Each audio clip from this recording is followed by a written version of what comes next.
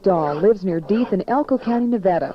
He has buckarooed, driven a truck, and welded for a living, but now devotes most of his time to the making of first-rate silver-mounted bits and spurs. He is very tall, and his languid manner and soft-spoken ways belie his intense drive and well-thought-out sense of art. Mark's bits and spurs, used for controlling horses, are designed with the working cowboy in mind. Both their function and their decoration fit what the working cowboy expects in well-made gear. You got to have a balance throughout, I think. You got to have the shank balance the band, kind of the same style, so they complement one another. I think it's the same way with the bit. You have to have it kind of follow through so that it complements itself from the top to the bottom. Mark's gear is custom-made. Customers come to him with their own ideas of what they want in their bits or spurs, and Mark takes these ideas and makes them both pretty and workable. What I make is pretty much custom. I've got an order for a bit now from a fellow that wanted a specific type bit, but he wants lots of silver on it, and then he wants it, the cheeks shaped a certain way. Well, he drew me what he wanted and sent it to me, and it was way out of proportion. It wouldn't ever work the way he wanted it, so I drew it over again and redesigned the cheeks so that it balanced, looked nice, and figured out where to inlay and what pattern to inlay, and then sent it back to him, and that's what he wanted. He's real happy with that. Every part of Mark's bits and spurs is homemade, from the design to the finished product.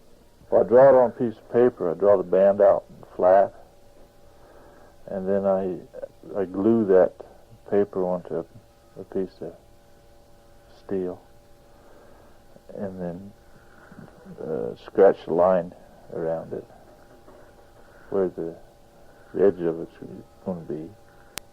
And then I cut it out with a cutting torch and try and get fairly close without screwing up too bad.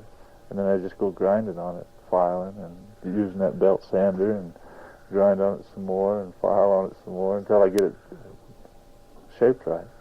Mark understands that simple, plain bits and spurs may do an okay job, but as far as his customers are concerned, without decoration, they have no class. I think there's a difference between it. I don't think they're gaudy, but I think they're just real nice. Our neighbor down the road, who seems to be rather sophisticated, said they're handsome. So maybe maybe it's handsome. When I think of fancy, like a parade saddle, they've got those bits. Gobs of silver on them. There's just no class at all. Silver-mounted bits and spurs are pretty, especially bits. They're real nice, but if they're not engineered right, they're no good. The cowboy image is hot now, and Mark realizes his market fluctuates somewhat with the passing trends. Collectors, for example, buy a good deal of gear from Mark, but, as he says, I think collectors go in streaks. Buckaroos come and go. There are lots of would-be buckaroos. Like this poetry gathering, everybody grows a mustache and goes to town. Well, they get tired eating their mustache, pretty soon they shave it off and go drive truck. But there's a certain number that stay. There's a certain number of people that appreciate it. I think it's like guns, knives, or anything. There's a certain market for it. It's a real narrow clientele. My wife said the other day, everybody that we know of that's bit and spur makers are making their living doing something else. Does that tell you anything?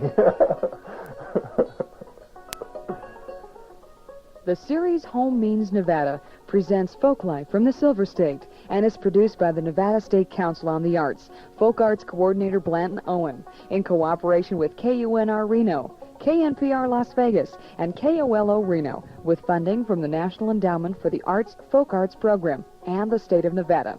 This is Deb Spring.